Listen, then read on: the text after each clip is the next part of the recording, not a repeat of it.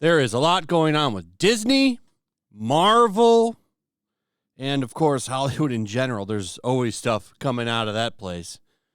I wanted to take a second and talk about this earnings call that happened yesterday with Disney and their shareholders. It was a very interesting conversation that Bob Iger had with his shareholders. And it should be a reminder to anybody that's listened to it, and you should, because there were people that got past the screeners that really grilled this man on some stuff, and we got some interesting responses out of him, especially when it comes to asking him about woke content. He likes to dodge those questions the best he can. Think of those memes of Captain Ginyu or whoever it was punching Goku, but he's dodging all of the hits. Like, that's pretty much him when it came to those kinds of questions. But he did, however, double down on the fact that the company wanted to take a stance as a business on the parental rights bill in Florida, and compared that nasty shit to some things that happened during World War II, which I thought was kind of messed up. Is this what these crazy lefto weirdos believe, that drag queen dances for children are the same as genocide? It's insane to me. Pronoun lessons are the same as that moment. This is disgusting. So all these people running around saying Iger is now the secret champion because it was Bob Chapek a few months ago until he got fired for losing tons of money. Now Bob Iger has been turned into a woke champion. It's just yet another reminder that Disney isn't going to change shit. But it's funny how progressive they are, and you see stuff like this coming out. Jonathan Majors' arrest. Marvel Studios reportedly discussing options with actor's agent. I want to remind you that Marvel and Disney pretend to be the wokest of the woke, but yet as soon as something like this happens, they're ready to throw a black man under the bus. And of course, nobody says anything. Now, Jonathan Majors is innocent until proven guilty in my eyes. The only thing that's been released so far are some text messages, which I will admit are questionable. Release those text messages, and it doesn't sound very good to me. It sounds like something. It sounds like something somebody under some pressure would say. However, there's still that taxi video. I want to see that. There's witness statements coming, and she has recanted. So I want to see more. I'm still on the innocent till proven guilty side here. There's two sides to every story. I don't think the man should be canceled, but even a man like Jonathan Majors doesn't seem to be protected. He's as cancelable as anybody else.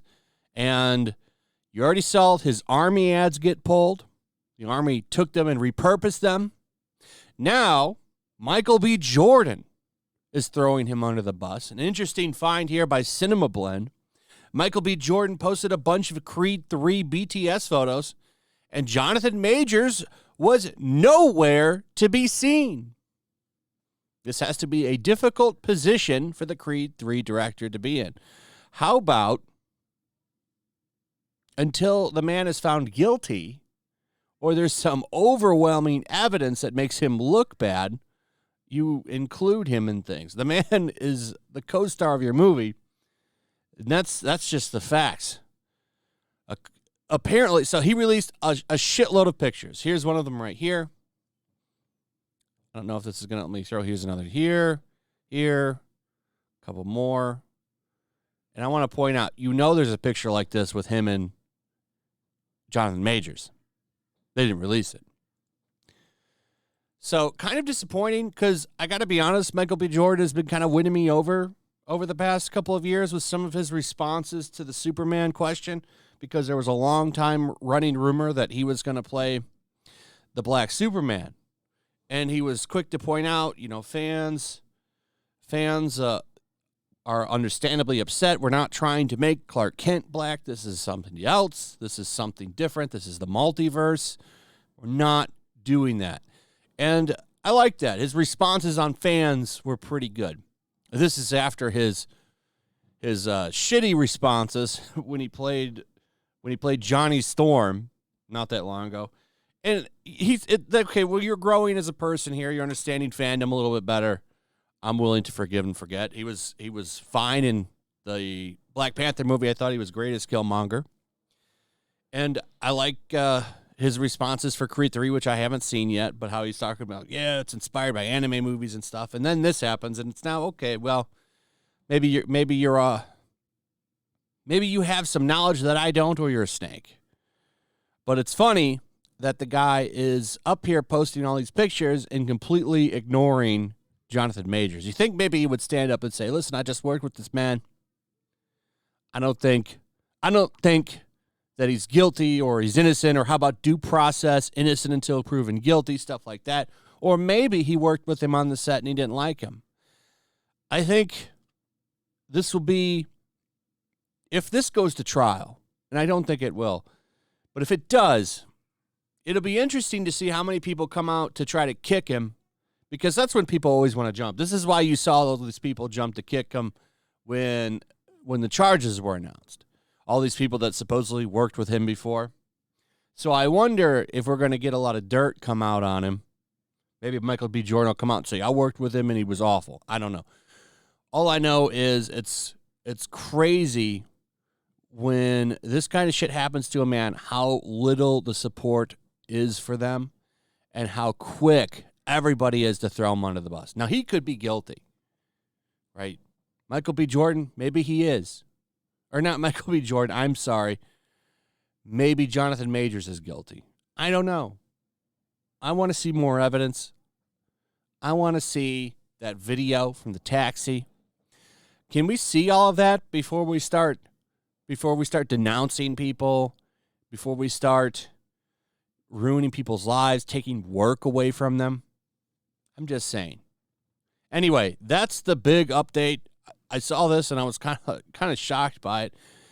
And then, these text messages, these came out Saturday, April 1st, or Friday. I don't quite remember. They came out sometime late last week.